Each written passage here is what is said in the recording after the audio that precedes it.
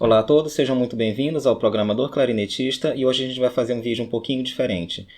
Qual vai ser a dinâmica de hoje? Eu não vou falar sobre um assunto específico. Hoje eu vou fazer um pouco de, digamos assim, de revisão de código. Um amigo meu, certa vez, ele postou uma imagem de um código dele no WhatsApp. Eu achei interessante, comentei algumas coisas com ele, alguns pontos em que ele poderia melhorar esse código e eu pedi permissão para usar a imagem que ele postou aqui no canal. E ele concedeu. Então, antes da gente começar a analisar esse trecho de código, que se limita a uma função simples de algumas linhas, eu queria discutir um ponto-chave aqui que a gente vai tratar nessa revisão de código, que é a questão do fluxo típico. Então, o que eu quero dizer com o fluxo típico de uma determinada função?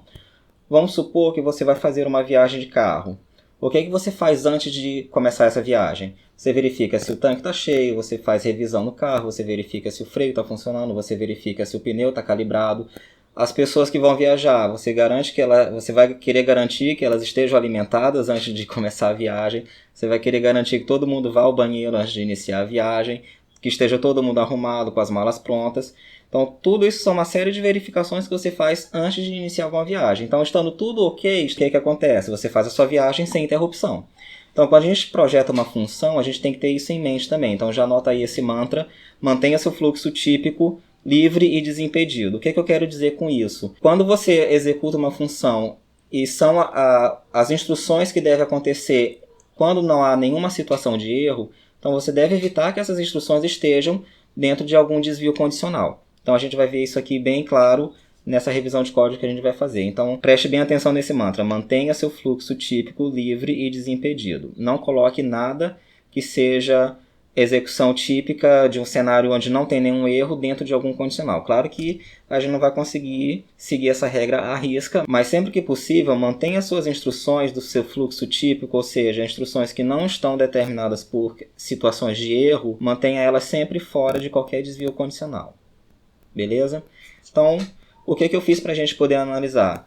Eu recebi essa imagem, então eu mimetizei essa porção de código. Eu criei um projetinho com essa classe que a gente vai ver, com essa função e algumas funções auxiliares, para a gente conseguir trabalhar essa imagem de uma forma um pouco mais dinâmica, né? Que a gente possa editar o texto e não só verificar em termos de imagem. Beleza? Então vamos lá? Bom pessoal, então agora partindo para a prática, o que eu fiz aqui? Eu montei uma classe mimetizando aquilo que estava na imagem, né? Então a gente só conseguia ver uma função e o cabeçalho de uma outra. Então o principal eu mimetizei aqui. Então nós temos a classe DLG New Material com 3 funções conforme ele havia feito a chamada lá na função, dentro da função accept. Então isso aqui são coisas específicas de Qt, a gente pode discutir em outro vídeo, então fica ligado. E a classe dele também tem um booleano chamado isValidMaterial, que eu inicializei aqui com false. Então, com isso, dentro da função accept, conforme na imagem, ele chama aquelas 3 funções, testa if isValidMaterial, que o dialog accept, else, exibe uma mensagem de erro. Então, quais foram os pontos que mais me chamaram a atenção nesse código, que esse meu amigo me enviou e me cedeu tão gentilmente o direito de tratar ele aqui no vídeo? Então, o que a gente pode ver aqui logo de início? Vamos tratar essa função de cima para baixo. Então, a primeira coisa que a gente vê é que essas 3 funções elas estão com nomes inadequados. Por quê? O primeiro diz respeito à convenção de nomenclatura de funções e objetos. Então, aqui, essas 3 funções elas estão com nomes substantivos. Quando a gente trata de função, aí vem o segundo mantra do dia. Funções são verbos, objetos são substantivos. Então, o que está acontecendo aqui? Eu tenho 3 funções com nomes de substantivos. Então, são nomes que seriam mais adequados para objetos. Então, o que a gente pode fazer para melhorar esse código? A gente muda o nome dessas funções de substantivo, validator, para um verbo. Então, a gente pode fazer simplesmente, em vez de validator aqui no final, validate elastic data, e assim por diante para as outras. O segundo ponto que eu gostaria de destacar aqui seria justamente com relação a essa sigla. Eu não sei o que ela significa, deve ser alguma coisa muito específica desse projeto, que eu também não tenho detalhes. Então, eu que estou lendo esse código não sei o que é WLF. Então, a segunda recomendação que eu dou para vocês hoje é justamente essa. Evitem siglas principalmente aquelas que você vê que não são muito conhecidas pelo público em geral. Então, a gente que é de informática, da programação, a gente entra em contato com diversas áreas do conhecimento. Então, assim, a gente já tem a nossa própria sopa de letrinhas. Então, de acordo com o que a gente vai trabalhar, com a área de conhecimento que a gente vai atuar com a programação, essa área de conhecimento também vai ter toda uma sopa de letrinhas. Então, evitem siglas nos seus nomes de função, de objetos, de classes, porque quem vai ler não necessariamente sabe o que significa essa sigla, a menos que seja uma sigla tão conhecida que vale a pena você colocar no nome da sua função ou do seu objeto. Mas, via de regra, não utilizem siglas. Beleza? Então, o próximo ponto é aquilo que eu estava discutindo na introdução do vídeo sobre a questão do fluxo típico. Então, o que está acontecendo aqui? Ele fez um teste EV is valid material. Se tiver válido, ele aceita a dialog. Aí o que está acontecendo aqui? Você tem uma instrução que indica sucesso. Então por que ela tem que estar dentro de um condicional e com um nível a mais de indentação?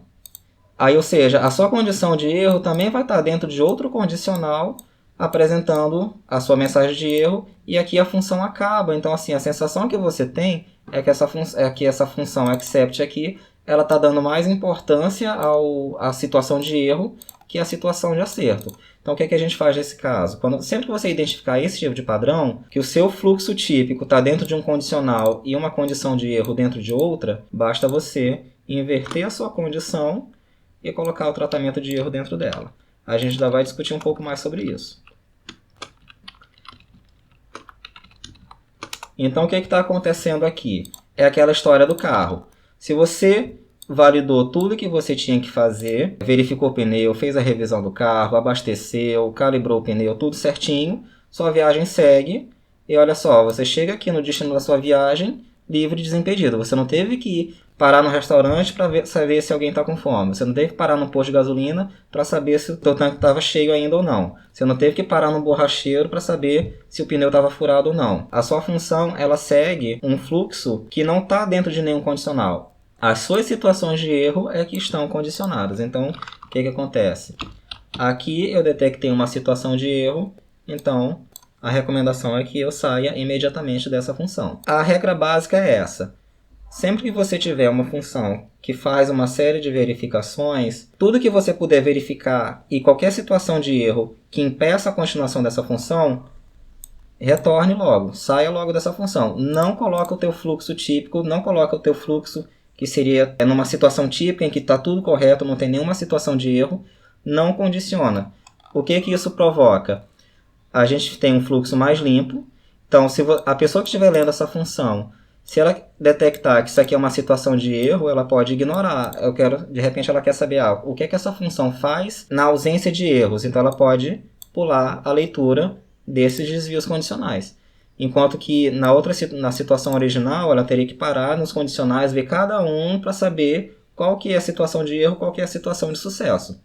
Então, se você mantiver o seu fluxo típico, ou seja, aquele que não está na presença de nenhum erro, se você mantiver ele sempre no primeiro nível de indentação, o seu código vai estar muito mais legível. Beleza? E tem mais um ponto aqui que eu gostaria de destacar. Tem uma condição aqui que eu não sei, no contexto dessa função, então imagine você lendo, de repente até resolvendo um bug, por exemplo, você está se concentrando nessa função. Mas olha o que está acontecendo. Tem uma variável aqui que você não sabe onde ela está recebendo algum valor de sucesso ou falha. A primeira coisa que você pode supor é que está numa dessas três. Ou é uma combinação das três, você não tem a informação direta de quem manipula essa variável para você testar essa condição de erro. Então a dica que eu dou para esse sentido é, seja explícito. Então o que a gente pode fazer aqui nesse sentido? Eu posso redeclarar essas funções, isso aqui é apenas uma sugestão. Você pode tratar isso desde a maneira mais simples, como eu vou fazer agora, até uma maneira mais complexa e talvez até mais robusta, por exemplo, utilizando exceções. Para esse vídeo de hoje, a gente vai se ater à solução mais simples, tá?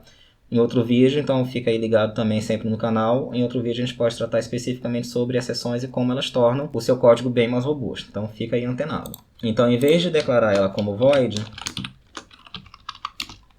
eu vou fazer uma verificação simples, fazendo elas apenas retornarem um booleano. Então o que eu fiz aqui? Eu declarei um booleano que vai receber o resultado dessa primeira verificação.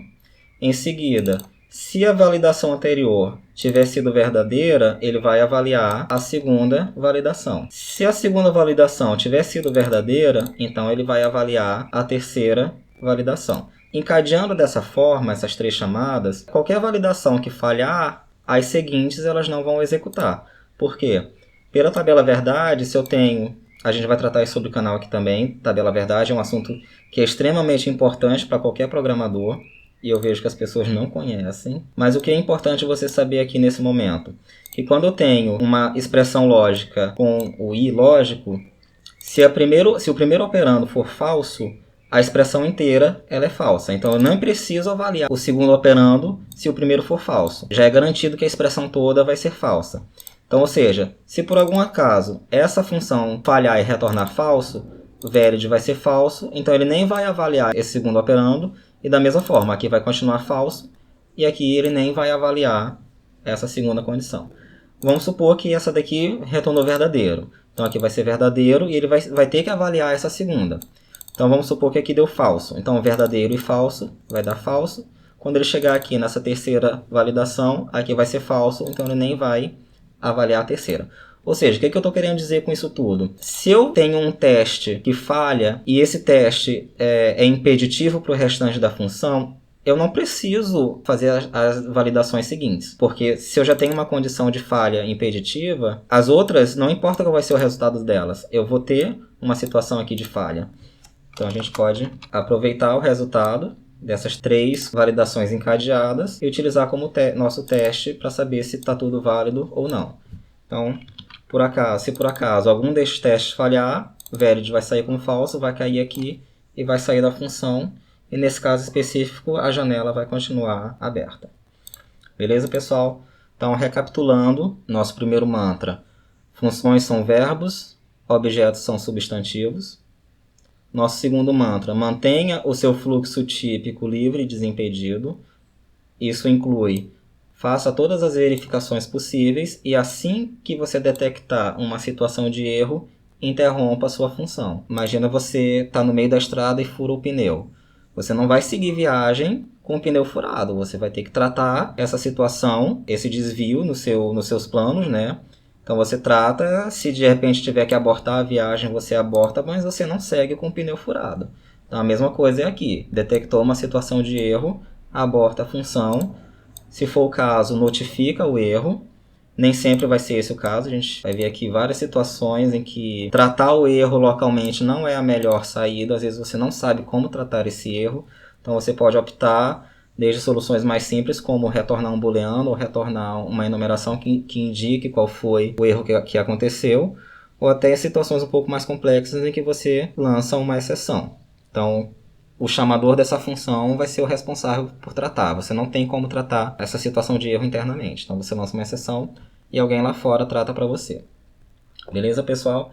Só mais uma observação. Aquela seta que estava na imagem, apontando para essas 3 strings, confesso que eu não entendi o que ele quis dizer, mas eu imagino que seja esse recurso do compilador de você poder quebrar um literal de caracteres, né, uma string. Então você perceba que aqui terminou uma string e logo em seguida na linha seguinte começou outra. Então o que o compilador faz? Ele vai lá e concatena isso aqui para você. Então o compilador automaticamente vai fazer isso daqui. Então se você tiver uma string muito longa e quiser quebrar em várias linhas, por exemplo, ou até mesmo isso daqui também o compilador interpreta como sendo uma string só, ele vai fazer automaticamente essa concatenação. Então quem está aqui no Qt Creator, você simplesmente aperta Enter e automaticamente ele completa para você, ele termina a string aqui e começa na próxima. E isso dá super certo, tá? C++11 introduziu um recurso muito bacana que são as strings cruas, né? Raw String Literals. Aqui você consegue definir uma string sem precisar colocar a quebra de linha manualmente, sem você precisar escapar caracteres especiais. É um recurso muito interessante, a gente vai fazer um vídeo só sobre isso. Então, novamente, fica aí atento no canal, que a gente tem muita coisa legal para tratar de C++, beleza? Então, pessoal, esse foi o vídeo de hoje. Espero que vocês tenham gostado, que tenha sido divertido e instrutivo. São dicas rápidas que, independente da linguagem, não são recomendações específicas de C++. O que a gente tratou hoje pode ser aplicado a qualquer linguagem. Então, se você programa em outras linguagens, Java, Python, Ruby, Rust, Go, qualquer que seja a linguagem, são dicas que vão ser sempre valiosas para qualquer linguagem que você trabalhe, beleza? Então, gente, fica aqui um abraço e até a próxima.